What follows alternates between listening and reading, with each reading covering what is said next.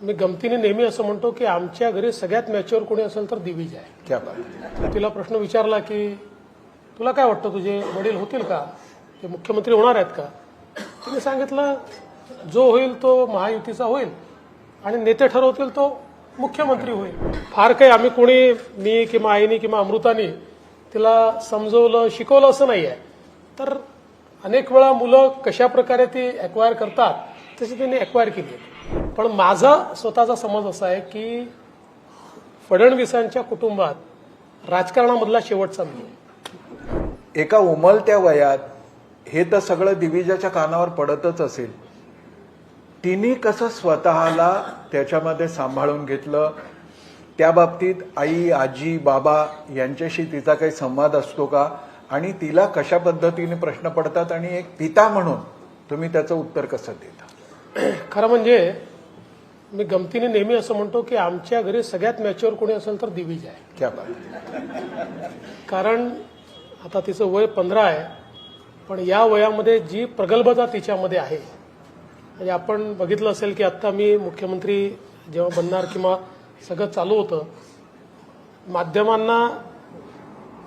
माध्यमांनी तिला प्रश्न विचारले आणि अर्थात अशा वेळेस अनेक वेळा क्रूर प्रश्न विचारले जातात, अडचणीत येणारे प्रश्न विचारले जातात.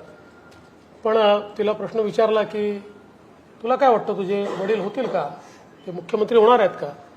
तिने सांगितलं जो होईल तो महायुतीचा होईल आणि नेते ठरवतील तो मुख्यमंत्री होईल. तर त्याच्यामुळे मला असं वाटतं की ही जी प्रगल्भता तिच्यामध्ये आहे तिला यातलं अंतर समजतं आणि तिला हे माहिती आहे की अशा प्रकारे राजकारणामध्ये टार्गेट केलं जातं, कधी अद्वा बोललं जातं.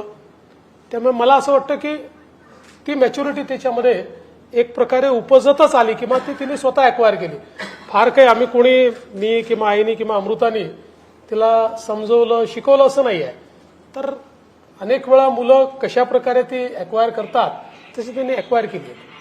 खूप आशादायक गोष्ट आहे. याचा अर्थ फडणवीसांच्या कुटुंबात तिसरी पिढी आता नेतृत्वासाठी सिद्ध व्हायला लागली असं म्हणायला. याचं एक तुम्हाला सांगतो की म्हणजे तिला यायचं असेल तिने जरूर यावं, पण माझा स्वतःचा समज असा आहे की फडणवीसांच्या कुटुंबात राजकारणामधला शेवटचा मी आहे. ह्याला टाळी वाजवता कामा नाही. पण खरोखरच ही गोष्ट अशी आहे की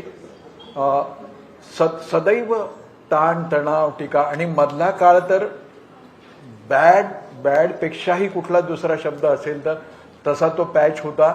आणि ज्याला जीभ आहे आणि बोलता येतं तो वाटेल ते बोलत होता. त्या सगळ्याचं मी परत स्मरण करत नाही.